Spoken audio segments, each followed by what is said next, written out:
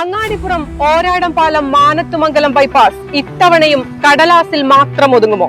കഴിഞ്ഞ ദിവസം മന്ത്രി NK ബാലഗോപാൽ അവതരിപ്പിച്ച സംസ്ഥാന ബജറ്റിൽ അങ്ങാടിപ്പുറം ഓരാടം പാലം മാനത്തുമംഗലം ബൈപ്പാസിന് ലഭിച്ചത് ടോക്കൺ തുകയായ വെറും 100 രൂപ മാത്രം. കഴിഞ്ഞ ബജറ്റിലും ഈ 100 രൂപ മാത്രമാണ് അനുവദിച്ചിരുന്നത്. പ്രതികരണവുമായി മങ്കട MLA മഞ്ഞളാം കുഴിയലി നമ്മോടൊപ്പം ചേരുന്നു. കഴിഞ്ഞ 10-12 വർഷമായിട്ട് ഇതിനുവേണ്ടി നമ്മൾ ശ്രമിക്കുകയാണ്.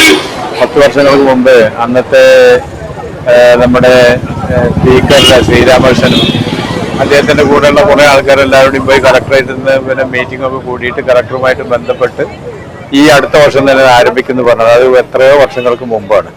അതിനുശേഷം പാലോളി മുഖ്യമന്ത്രിയെ കണ്ടു, BWD മിനിസ്റ്ററെ കണ്ടു, ഇവിടെയുള്ള നേതാക്കന്മാർ ശശികുമാറൊക്കെ അടക്കം പോയി പല പ്രാവശ്യം കണ്ടിട്ടും ഇതുവരെ അവർക്ക് കനിയാൻ അതിന് കിട്ടിയില്ല എന്നുള്ളതാണ് സത്യം.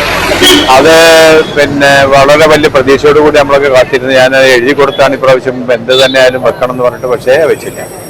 അത് മാത്രമല്ല, ഇപ്പോ പിന്നെ ഈ മങ്കട മണ്ഡലത്തിലേക്കും മാത്രമല്ല കേരളത്തിലെ എല്ലാ സ്ഥലങ്ങളിലേക്കും പ്രധാനമായിട്ടും പ്രതിപക്ഷം ഭരിക്കുന്ന പഞ്ചായത്ത് മറ്റേ മണ്ഡലങ്ങളിലൊക്കെ, അതിൽ ജയിച്ച മണ്ഡലങ്ങളിലൊക്കെ വളരെ മോശമായിട്ടുള്ള രീതിയിലാണ് പിന്നെ ഇപ്പോൾ ബഡ്ജറ്റ് വർക്കുകളുടെ പ്രവർത്തനം നടക്കുന്നത്.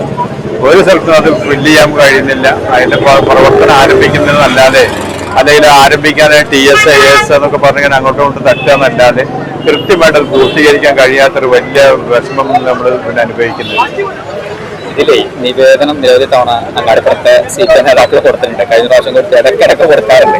അപ്പൊ അതിൽ സത്യത്തിലൊന്നും ആയില്ലേ? അല്ല, അവരല്ലേ പറഞ്ഞത് ഇപ്പൊ ശരിയാന്ന് പറഞ്ഞിട്ട് ഇതുവരെ അതിനെ പറ്റി ഒന്നുമില്ല. അപ്പൊ അതാണ് ഇതിന്റെ ഒരു വലിയ പ്രശ്നം. പണമില്ലാതെ വെറുതെ ബഡ്ജറ്റ് ഉണ്ടാക്കിയിട്ട് എന്ത് കാര്യമാണ്? അതുകൊണ്ടാണ് പിന്നെ ഒന്നും കൃത്യമായിട്ട് നടക്കാത്തത്. സത്യത്തിൽ ഇനി പ്രതീക്ഷ ഇല്ല, ഈ ഗവൺമെന്റിന്റെ അടുത്ത് ഒരു പ്രതീക്ഷയില്ല. അടുത്ത ഗവൺമെന്റ് UDFന്റെ തന്നെയാണ്. ഗവൺമെന്റ് വന്ന ആദ്യമായിട്ടുള്ള ഒരു പ്രവർത്തനം അതായിരിക്കും ബൈപ്പാസ്. മാനന്തവാടി മണ്ഡലത്തിൽ നമ്മൾ കുറേയധികം 10-25 വർക്കുകൾ എഴുതി കൊടുത്തു. അതിലാകെ 3-4 വർക്കുകൾ വന്നു. 50 ലക്ഷത്തിന്റെ 4 റോഡുകൾ, പിന്നെ അങ്ങാടിപ്പുറം അണ്ടർപാസ്. അതൊരു വലിയ കാര്യം തന്നെയാണ്. പിന്നെ കൊടുത്തു, അത് അവസാനം അവർ പിന്നെ സമ്മതിച്ചു. നാട്ടുകാരുടെ പ്രധാനപ്പെട്ട ആവശ്യമായിരുന്നു അത്. റെയിൽവേയുമായി ബന്ധപ്പെട്ട് 3,57,00,000 മറ്റാണ് എസ്റ്റിമേറ്റ് ഇട്ടിട്ടുള്ളത്. അതൊരു 3 കോടി അവർ അനുവദിച്ചു എന്നുള്ളത് സത്യമാണ്. ഇത് 20% ബഡ്ജറ്റിൽ വെച്ചിട്ടുണ്ട്.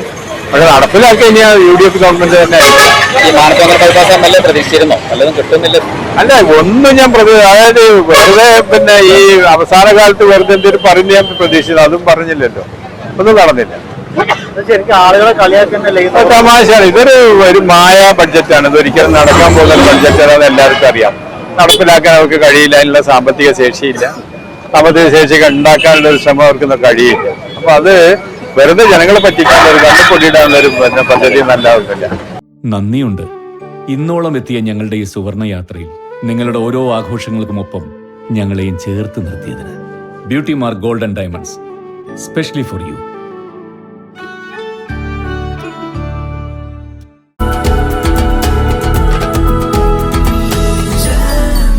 Jam June Hypermarket, exceeding expectations.